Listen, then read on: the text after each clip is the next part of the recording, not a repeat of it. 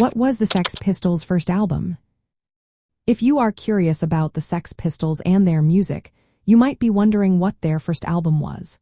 The Sex Pistols released their first and only studio album titled Never Mind the Bollocks, Here's the Sex Pistols. This album hit the shelves on October 28, 1977, in the United Kingdom through Virgin Records.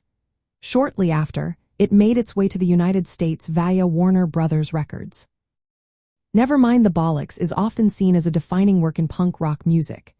It is recognized as one of the most influential punk albums ever produced. The album features some of the band's most iconic tracks. Songs like Anarchy in the UK, God Save the Queen, Pretty Vacant, and Holidays in the Sun showcase the raw energy and rebellious spirit that punk rock is famous for.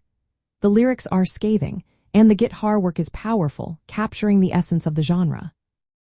The recording process for this album was anything but smooth. The original bassist, Glenn Matlock, who co-wrote many of the songs, left the band before they finished the album. He was replaced by Sid Vicious. However, Sid's playing skills were not up to par for the studio recordings. So, guitarist Steve Jones stepped in and played bass on most of the tracks. The album was produced by Chris Thomas, who had worked with other major rock acts. Upon its releases, Never Mind the Bollocks stirred up significant controversy. Its provocative content and the band's image were shocking to many. Despite this, the album helped to define the punk movement. It influenced a wide range of rock and metal bands that followed.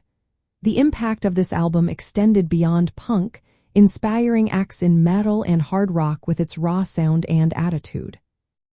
From a rock and roll perspective, the Sex Pistols' debut album stands as a bold statement.